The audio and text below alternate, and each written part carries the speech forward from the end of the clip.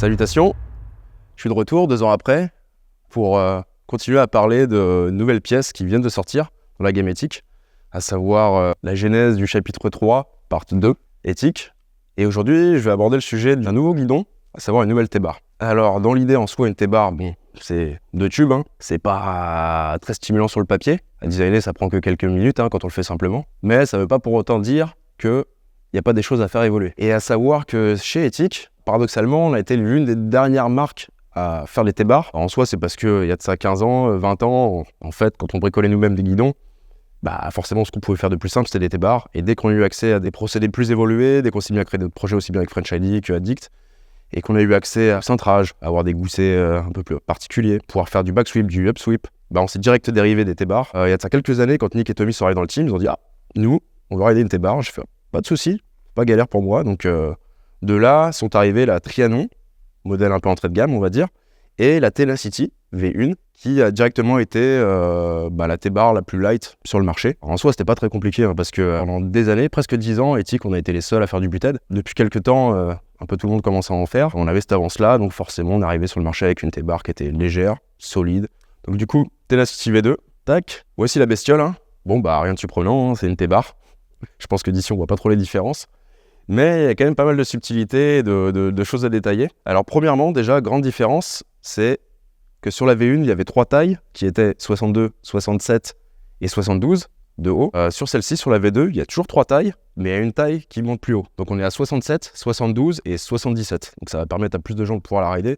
Surtout que depuis certaines années, les gens ride de plus en plus haut. Au niveau de la largeur, toujours pareil, 60 de large, pas de changement. Après, autre évolution, j'ai retravaillé la partie qui est ici, sur l'écrasement du tube, pour relier la jonction du tube en 22. Alors en soi, je trouve ça plus esthétique, plus uniforme, mais ça c'est subjectif. Par contre, le point intéressant, c'est que j'ai réussi à travailler sur la gestion des efforts au niveau de la soudure pour réduire de plus de 25% les contraintes. Donc la V1 était déjà très solide, mais la V2, en théorie, l'est beaucoup plus. On a toujours la petite gravure laser qui est ici, en deep laser, en relief, avec une légère évolution du logo.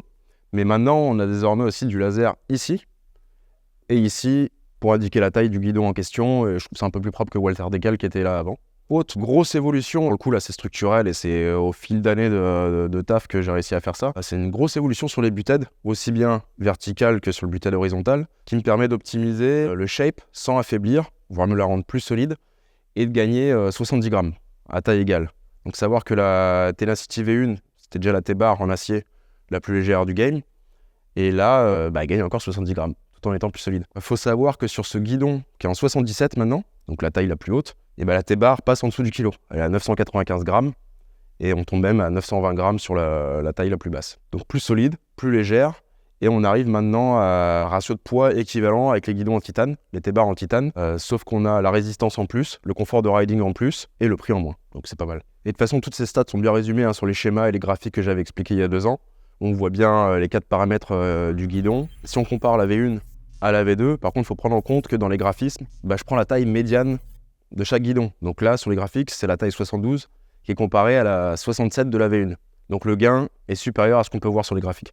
Autre évolution, parce qu'il y en a toujours un peu plus, le guidon maintenant est compatible avec les ballasts, avec le système BPM, que j'ai teasé déjà il y a 2 ans. Je sais ça prend du temps, mais normalement, ça devrait sortir d'ici peu. J'attendais que les guidons puissent être compatibles pour ça. Mais dans l'idée, au moins, vous pouvez comprendre qu'on pourra mettre des barres vissées en alu. Tout ça sera détaillé le semestre prochain. Sinon, au niveau du tube vertical, comme la V1, c'est du 34,9, donc oversize, avec une fente. Fente qui a été améliorée aussi pour éviter les risques de fissures au bout, même si ça arrivait quasiment jamais. On sait jamais, des fois que ce soit sur une fourche mal tolérancée, là, les risques sont amoindris. Donc un guidon qui, théoriquement, se prédestine plus à du montage en HIC.